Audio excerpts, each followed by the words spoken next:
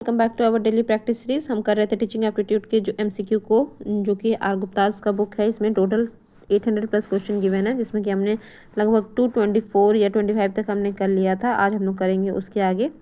देखते हैं, फटाफट से कंप्लीट करेंगे। और ये ऐसा मत सोचिएगा कि मतलब ये बस ऐसे समझाने के लिए है, ऐसा कुछ नहीं है। ये बस एक सिंपल प्रैक्टिस सेशन है जिसमें आपको बहुत सारा क्वेश्चन मिल सके, मतलब आपके पास कलेक्शन ऑफ क्वेश्चन हो सके। इसके लिए बस ये जो डेली प्रैक्टिस का सीरीज शुरू किया गया है।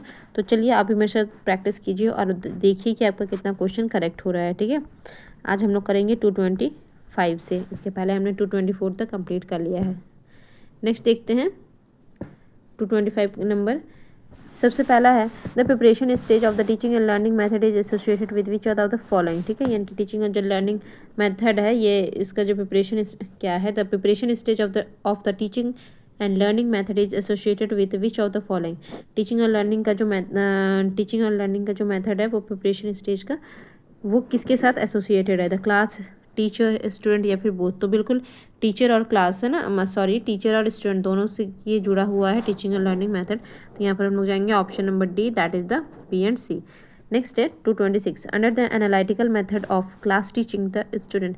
Under the analytical method of class teaching, ठीक है, analytical method of class teaching क्या होता है? तो एनालिटिकल मेथड का सिंपल मतलब होता है कि जो बच्चे एनालाइज कर पाएंगे। एनालाइज कैसे कर पाएंगे? तो जो बड़े बच्चे एनालाइज कर पाएंगे, मतलब मूव फ्रॉम द अननोन से नोन। ठीक है, देखते हैं option, move from the unknown to known. अच्छा, ये तो फर्स्ट ही ऑप्शन हो गया, नोन फ्रॉम टू अननोन नहीं। ऑप्शन नंबर ए यहाँ पर ठीक है, बच्चे क्या कर रहे हैं? एनालाइज कर पा रहे हैं, अननोन से नोन की तरफ बढ़ पा रहे हैं। ठीक है, मीन्स बेसिकली ये सीनियर बच्चों के लिए है। नेक्स्ट है 227, under the synthetic method of the class teaching the student. Synthetic method क्या होता है? तो सिंथेटिक मेथड वो होता है आपका नोन से अननोन की तरफ, मतलब पहले से जो बच्चा जानता है उससे हम लोग अननोन की तरफ उसको लेके जा रहे हैं। जनरली ये छोटे बच्चों के लिए यूज़ किया जाता है सिंथेटिक मेथड। देखते हैं, move from the unknown to known, ये तो एनालिटिकल मेथड हो गया। Move from the known to known, known to known misprint है क्या? नोन टू अननोन, या फिर fully utilise his power of reasoning. नहीं, ऑप्शन नंबर बी, यहाँ पे थोड़ा सा प्रिंटिंग मिस्टेक है, यहाँ पर अननोन होना चाहिए। Move from the known to unknown. ठीक है, next 28, with which of the following is the idealistic tradition of the education association. ठीक है, with which of the following the idealistic, अच्छा आइडियलिस्टिक ट्रेडिशन ऑफ एजुकेशन का किससे जुड़ा हुआ है? तो alternative curriculum of the college, या फिर द 3R, रीडिंग, राइटिंग, या फिर अर्थमेटिक, या फिर रॉबर्ट हटचिन्स, या फिर गोड्डास। तो ये क्या है? रॉबर्ट हटचिन्स। ठीक है, ये क्या है? आइडियलिस्टिक जो ट्रेडिशन है एजुकेशन का, उससे जुड़ा हुआ है। नेक्स्ट अगर हम लोग बात करें तो क्वेश्चन नंबर 229 क्या कहते हैं? और अभी मॉडर्न वाला क्या है? तो मॉडर्न वाला हमारा 3R में चला जाएगा। ठीक है, नेक्स्ट है question number 229, do you consider it proper to use the blackboard to improve handwriting. क्या आपको लगता है कि राइटिंग इम्प्रूव करने के लिए ब्लैक बोर्ड का यूज़ सही है? तो ऐसा तो कोई नहीं है, आप ब्लैक बोर्ड से थोड़ी ना कोई हैंड राइटिंग प्रैक्टिस करता है। फिर भी देखते हैं क्या ऑप्शन है। Yes it is use on the regular basis, no या फिर नहीं।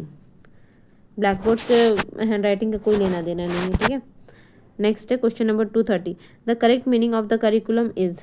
करिकुलम का करेक्ट मीनिंग क्या होता है? The collection of all the curricular, ठीक है, the collection of all this experience that the school want to children to imbibe. हाँ, ये सही है कि करिकुलम कैसा होता है। तो करिकुलम मतलब उसका करेक्ट मीनिंग क्या है? तो एक करिकुलम इसी बेसिस पर बनाया जाता है कि जो चीज़ एक स्कूल अपने बच्चों में चाहता है इम्बाइबल करना, मीन्स उनको उतारना, ठीक है, उन सारी चीज़ों को क्या किया जाता है? तो करिकुलम में इंक्लूड किया जाता है। ये तो सही लग रहा है। फिर भी देखते हैं, collection of the compulsory and the optional subject, नहीं, collection of the study material by the memorize, नहीं, ऑप्शन नंबर बी सही है। A collection of all those experience that are school want to children to imbibe. School जो बच्चों को सिखाना चाहता है, जो उनमें अनुसरण करवाना चाहता है, उसका ही कलेक्शन को हम लोग क्या बोलते हैं? करिकुलम। ठीक है, नेक्स्ट क्या है हमारा question number 231, the contribution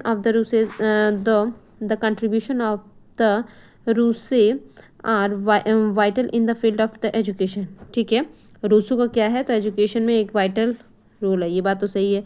which one of the following is not his contribution. अच्छा, इसमें से कौन सा उनका कंट्रीब्यूशन नहीं है? चाइल्ड साइकोलॉजी, हाँ ये तो है। The central role of teacher in the education, teacher का सेंट्रल रोल कभी नहीं था एजुकेशन में, ठीक है, और इसको किसी ने भी एक्सेप्ट नहीं किया है। Option number B. Next means हाँ, जब टीचर सेंटर हुआ करता था तो फिर एक टाइम की बात अलग है, लेकिन ऐसा नहीं था कि सेंटर में टीचर है बस।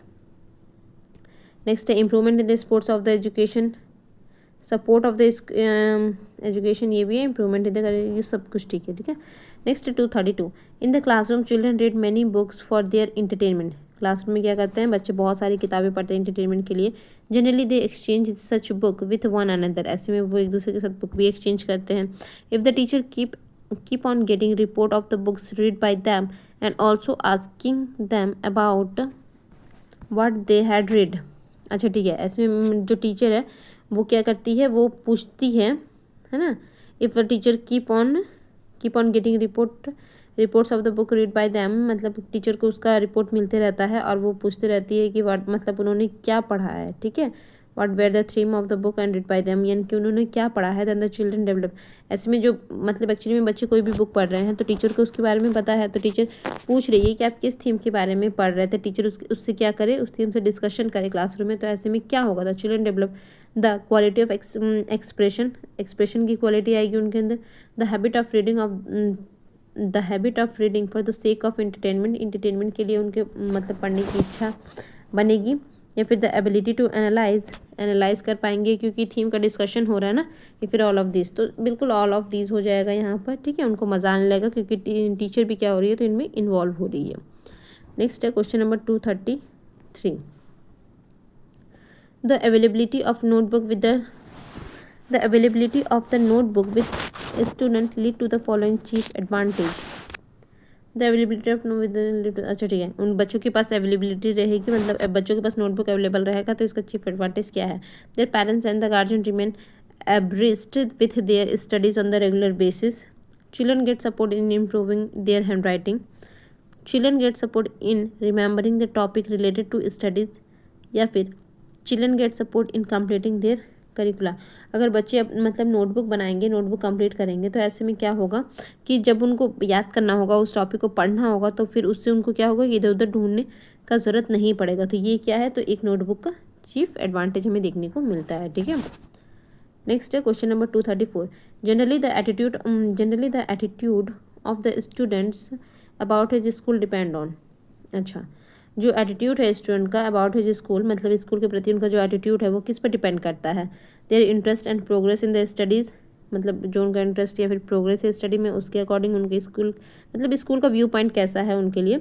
The socio economic condition of his family, ठीक है। The experience that he gain in the school, या फिर द ओपिनियन इन नहीं, जो एक्सपीरियंस उन्होंने स्कूल से गेन किया है उस स्कूल के प्रति उनका वैसा ही एटीट्यूड रहेगा। जहाँ पर उन्होंने पॉजिटिव कुछ उनको एक्सपीरियंस हुआ है तो उस स्कूल के प्रति उनका पॉजिटिव एटीट्यूड होगा। और अगर कहीं पर उनको नेगेटिव मतलब जो नेगेटिव चीज़ें हैं उनसे उनका एक्सपीरियंस हुआ है, तो फिर वो उसके प्रति, उस स्कूल के प्रति उसका एक्सपीरियंस कैसे रहेगा, तो नेगेटिव ही रहेगा, ठीक है।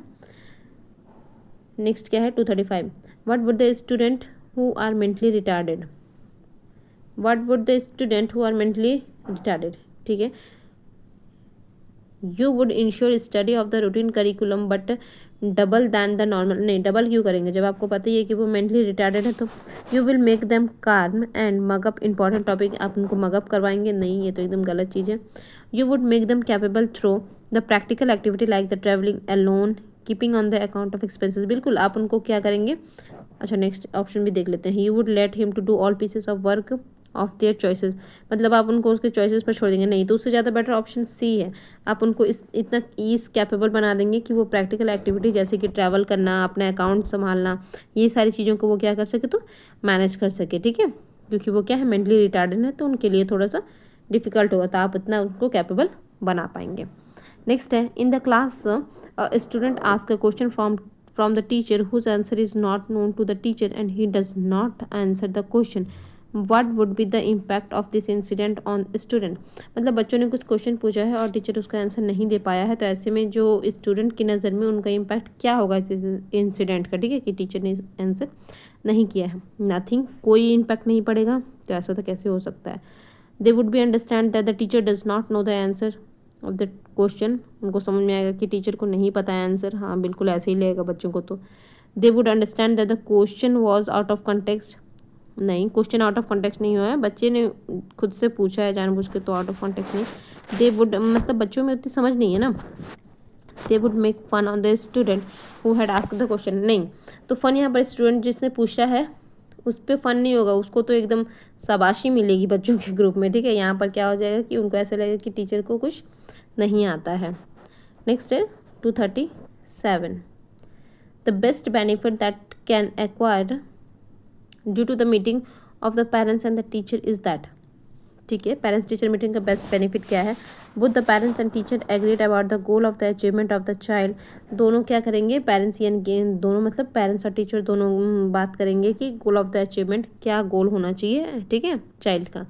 नेक्स्ट है the teacher explain on what basis he has given marks. Teacher ये एक्सप्लेन करेगा कि उन्होंने किस बेसिस पर मार्क्स दिया है और कितना मार्क्स दिया है वेरियस सब्जेक्ट में, ये सारी बातें हैं।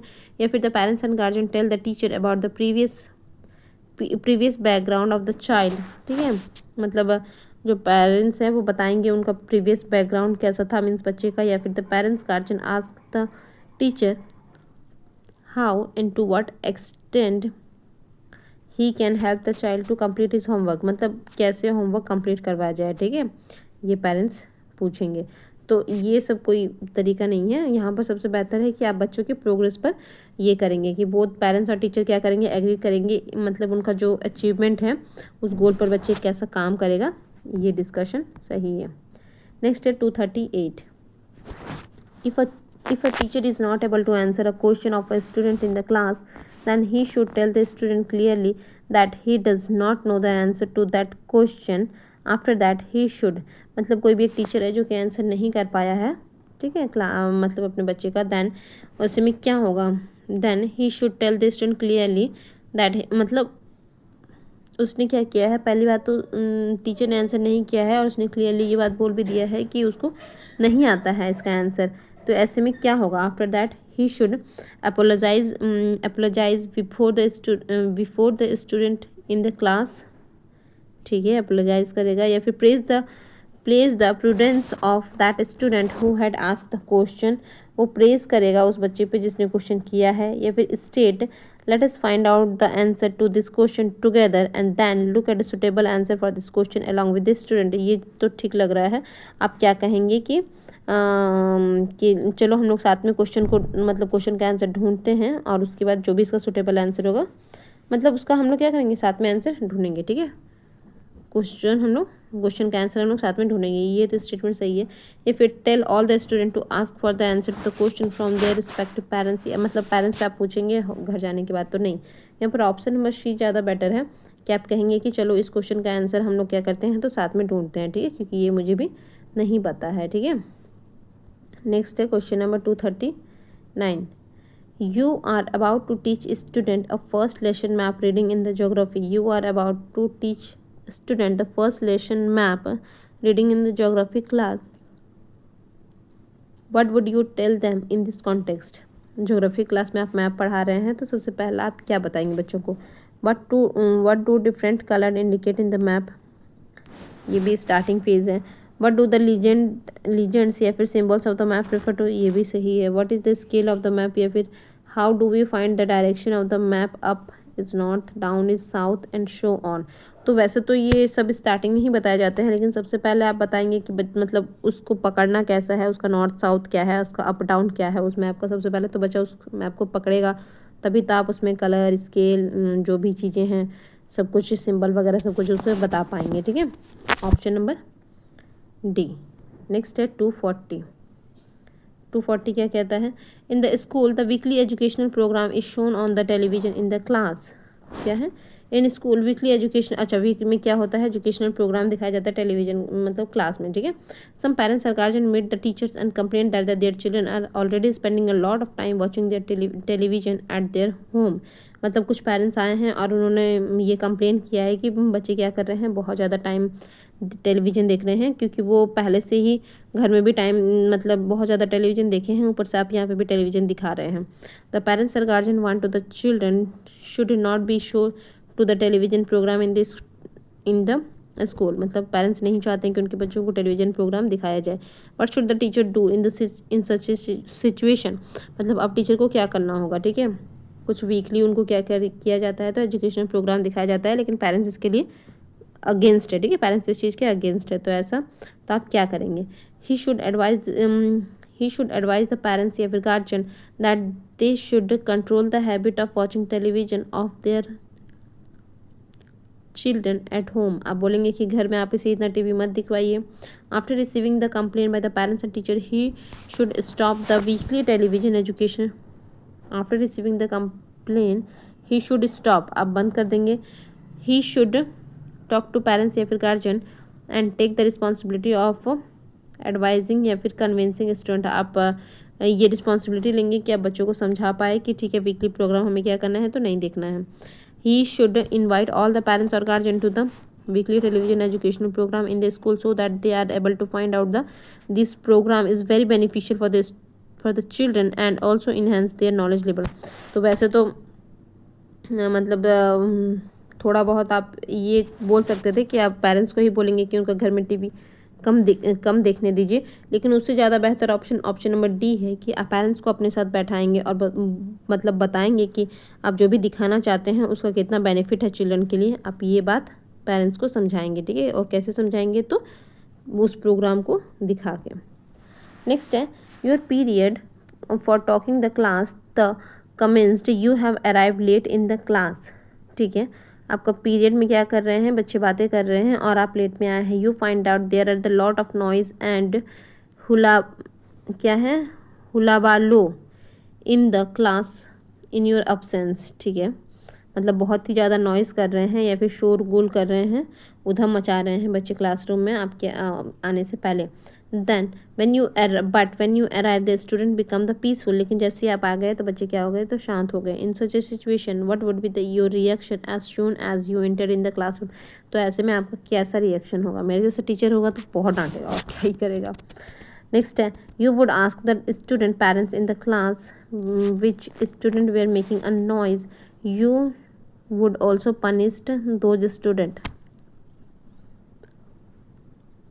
You would angry with students because of this mistake and refuse to teach the class। आप पहले तो आप उनको क्या करेंगे, गुस्सा करेंगे, और उसके बाद रिफ्यूज़ टू टीच, यहाँ तक तो ठीक था, लेकिन रिफ्यूज़ टू टीच आपको आपका वही काम ही है, तो आपके रिफ्यूज़ करने से तो बच्चे और ज़्यादा शोर मचाएंगे क्योंकि उनके पास और ज़्यादा काम की कमी हो जाएगी, तो इसलिए ऑप्शन नंबर बी नहीं होगा। You would show your anger and resentment and want the student never to repeat this mistake again. हाँ, ये सही बात है कि आप अपना गुस्सा दिखाएंगे और उन्हें वार्न करेंगे कि इस तरीके का एक्शन दोबारा नहीं करें। या फिर you would enter into the classroom and without giving any order और इंस्ट्रक्शन स्टार्ट द टीचिंग। नहीं, ऑप्शन नंबर सी ज़्यादा बेटर है कि सबसे पहले तो आप उन्हें थोड़ा सा गुस्सा करेंगे, डांटेंगे, उसके बाद आप उनके बच्चों को बताएंगे कि आप ऐसी मिस्टेक वो क्या करें, दोबारा से ना करें, ठीक है। नेक्स्ट देखते हैं question number 242। During the discussion, और थोड़ा सा बड़ा कर दूँ क्या, ठीक है। During the discussion on the current affair in the class some controversial issue can spring up, ठीक है। करंट अफेयर क्लासरूम में डिस्कस हो रहा है, उसमें क्या हो गया कि कुछ कंट्रोवर्शियल इशू आ गया है, ठीक है, स्प्रिंग अप हुआ है। देन स्टूडेंट्स में have different opinion about such issue, और सारे बच्चों को क्या है, तो अपना अपना मतलब हर इशू का क्या है, अपना अपना ओपिनियन है। इन such a situation a teacher should, ऐसे में टीचर को क्या करना चाहिए, stop the discussion on such controversial current affair, मतलब जो भी करंट अफेयर में जो भी कंट्रोवर्शियल हो रहा है इसके कारण से हमें डिस्कशन को स्टॉप कर देना चाहिए, तो ये तो सोल्यूशन नहीं हुआ। Divide the student into the two group and let hot debate and discussion and go on between these two group, मतलब आप दो भाग में बांट देंगे और डिबेट करवाएंगे, मतलब हॉट डिबेट है ना। नेक्स्ट है option number 3 C, order the statement to give fact and evidence in support of their. हाँ, ये ज़्यादा सही है कि आप ये ऑर्डर देंगे कि आप जो भी अपना ओपिनियन दे रहे हैं आप उसका फैक्ट और एविडेंस दें, ठीक है, ऐसे ही मतलब हवा में बातें ना करें।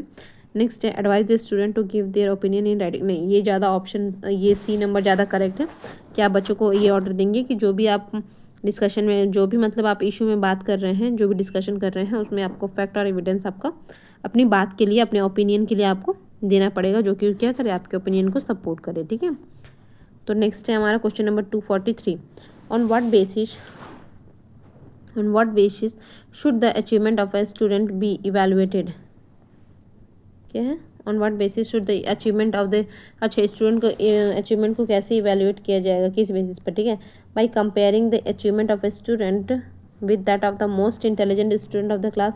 जो सबसे इंटेलिजेंट स्टूडेंट है आप उससे कंपेयर करेंगे उसको, या फिर by comparing the achievement of the students with the expectation from the ordinary student से करेंगे, या फिर by comparing the present achievement of the student with his previous record of achievement, या फिर by comparing the achievement of the student with all three mentioned in option A B C।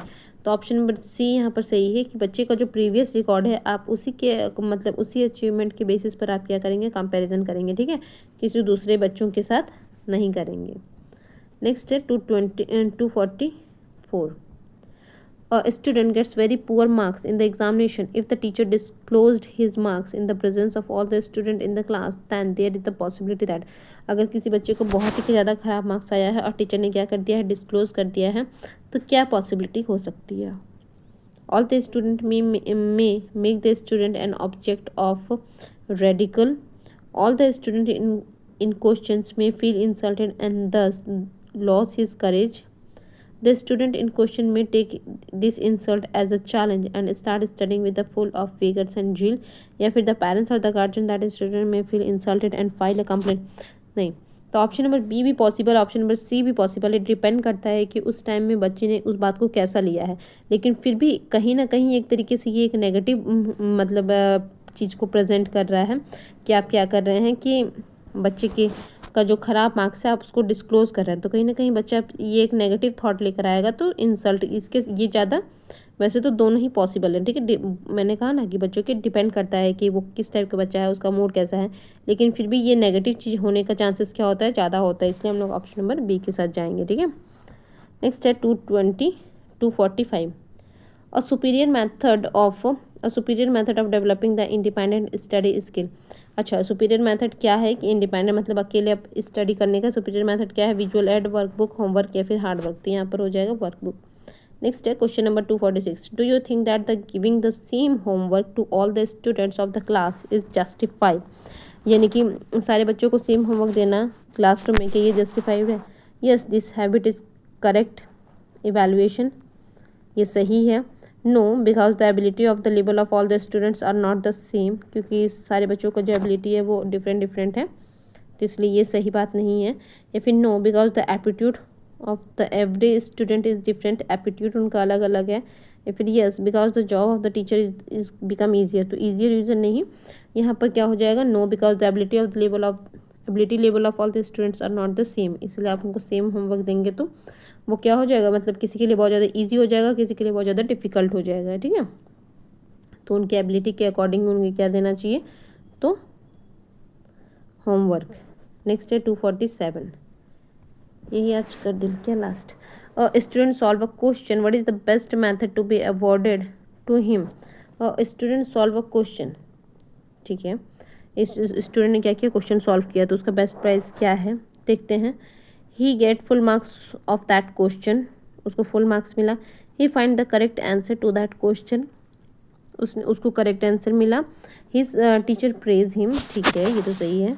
He has learn this method और technique too, नहीं ये ज़्यादा better है, मतलब उसने उसको क्या मिला ऐसा, उसके लिए बेस्ट प्राइस क्या हो गया कि उसने क्या किया, तो टेक्निक सीखा, मेथड सीखा कि कैसे उस प्रॉब्लम को सॉल्व किया जाता है। ठीक है, ये बात क्या है, तो बाकी तीनों से ज़्यादा बेटर है। ठीक है, क्योंकि नहीं फिर डिस्कशन नहीं लंबा हो जा रहा है। क्वेश्चन नंबर 248, ठीक है, 250 तक कर लेते हैं और 2-4 क्वेश्चन है। The teacher invariably rights on the progress card of those students who do not get good marks you can do better. Generally आप देखते होंगे कि टीचर क्या लिखते हैं वैसे एवरेज वाले बच्चों के लिए कि यू कैन डू बेटर।